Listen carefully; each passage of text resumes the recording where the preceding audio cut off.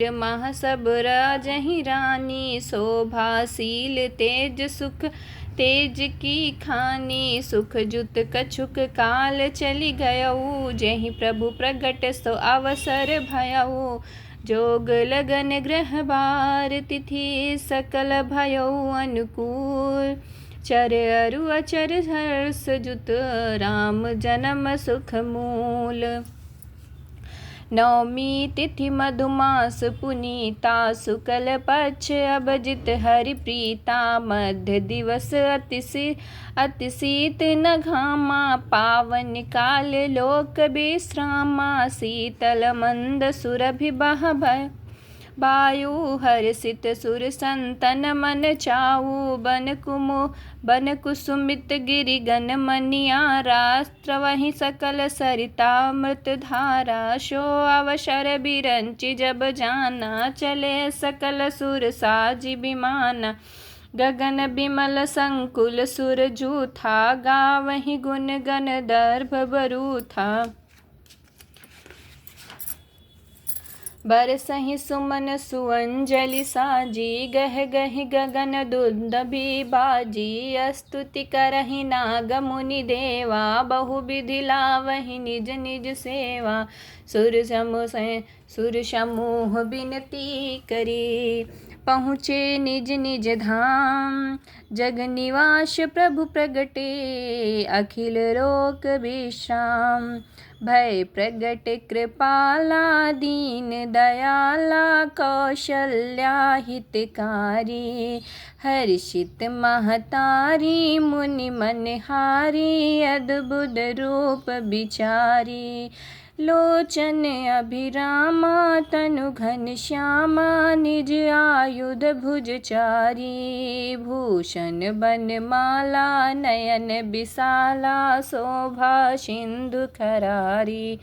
कह दुई कर जोरी, स्तुति तोरी। कहि विधि करऊँ अनंता, माया गुण ज्ञानातीत अमाना। वेद पुराण भनंता, करुणा सुख सागर। सब गुण आगर, जहि गावहि श्रुति संता। सो मम हित लागी, जन अनुरागी। भयउ प्रगट श्रीकंता, ब्रह्मांड निकाया। निर्मित माया, रोम रोम प्रतिवेद कहे। मम उर सोबासी, यह उपहासी। सुनत धीर मति थीर नर, उपजा जब ज्ञाना। प्रभु मुस्काना, चरित बहुत विधि कीन्ह चहे। कही कथा सुहाई, मातु बुझाई। जहि प्रकार सुत प्रेम लय, माता पुनि बोली। सो मति डोली, तजहु तात यह रूपा। की जय शिष लीला, अति प्रिय शीला।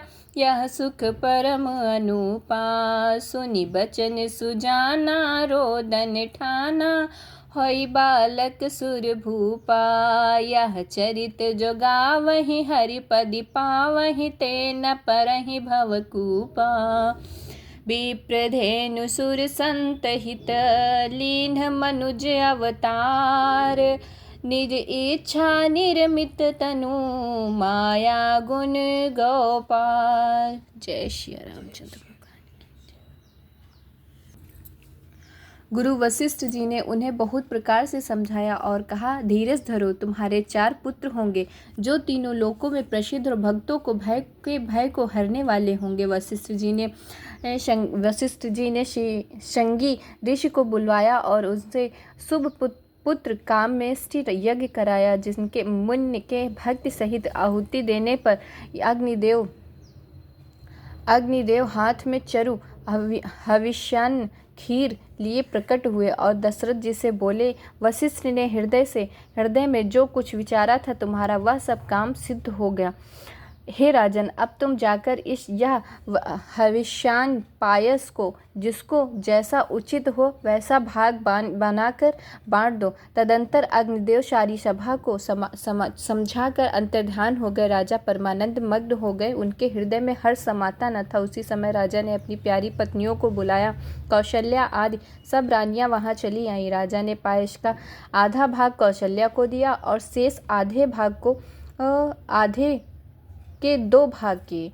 वह उनमें से एक भाग राजा ने कैकेयी को दिया और शेष बच रहा उसमें फिर 2 भाग हुए और राजा ने उसको कौशल्या को दिया और कैकेयी के हाथ पर रखकर अर्थात उनकी अनुमति लेकर इस प्रकार उनका मन प्रसन्न करके सुमित्रा को दिया। इस प्रकार सब स्त्रियां गर्भवती हुई। वे हृदय में बहुत हर्षित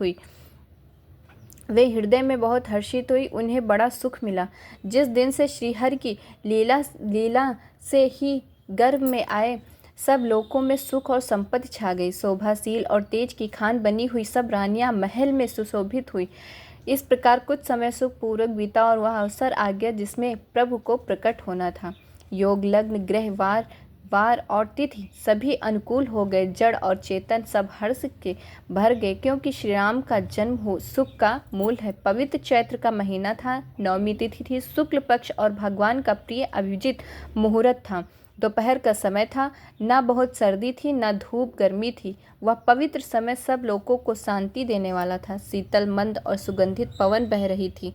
देवता हर्षित थे और संतों के मन में बड़ा चाव था। वन फूले हुए थे, पर्वतों के समूह मड़ियों के जगमगा रहे थे और सारी नदियां अमृत की धारा बहा रही थी। जब ब्रह्मा जी ने वह भगवान के प्रकट होने का अवसर जाना, तब उनके समेत सारे देवता विमान सजा कर चले। निर्मल आकाश देवताओं के समूहों से भर गया।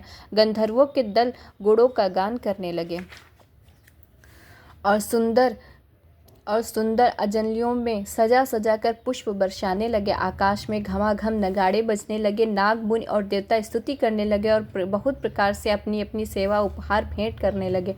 देवताओं के समूह विनती करके अपने अपने लोकों में जा पहुँचे। समस्त लोकों को शांति देने वाले जगधार प्रभु प्रकट हुए। दीनों पर दया करने वाले कौशल्या जी के हितकारी कृपालु प्रभु प्रकट हुए। मुनियों के मन को हरने वाले अनेक अद्भुत रूप का विचार करके माता के हर्ष से भर गई। नेत्रों के आनंद देने वाले मेघ ने समान श्याम शरीर था। चारों भुजाओं में अपने खास आयुध धारण किए हुए थे। दिव्य आभूषण और वनमाला पहले थे।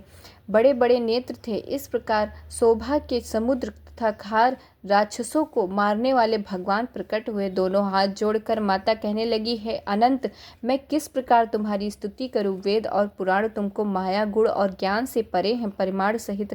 प्रमाण रहित बतलाते हैं कि श्रुति और संतजन दया और सुख का समुद्र सब गुणों का धाम कहकर जिनका गान करते हैं, वही भक्तों पर प्रेम करने वाले लक्ष्मीपति भगवान मेरे कल्याण के लिए प्रकट हुए हैं। वेद कहते हैं कि तुम्हारे प्रत्येक रोम में माया के रचे हुए अनेकों ब्रह्मांडों के समूह भरे हैं। वे तुम मेरे गर्भ में रहे। इस हंसी की बात के सुनने पर धीर विवेक और पुरुषों की बुद्धि में स्थिर नहीं रहती, विचलित हो जाती है। जब माता के ज्ञान उत्पन्न हुआ तब प्रभु मुस्काए। वे बहुत प्रकार से चरित्र करना चाहते थे, अतः उन्होंने पूर्वजन्म की सुंदर कथा कहकर माता को समझाया, जिससे उन्हें पुत्र का वात्सल्य प्रेम प्राप्त हो, भगवान के प्रति पुत्र भाव हो जाए। माता की वह बुद्धि बदल गई। तब वह फिर बोली, हे तात, यह रूप छोड़कर अत्यंत प्रिय बाल लीला करो। मेरे लिए यह सुख परम अनुपम होगा। माता का यह वचन सुनकर देवताओं के स्वामी सुजान भगवान के बालक रूप में होकर रोना शुरू कर दिया।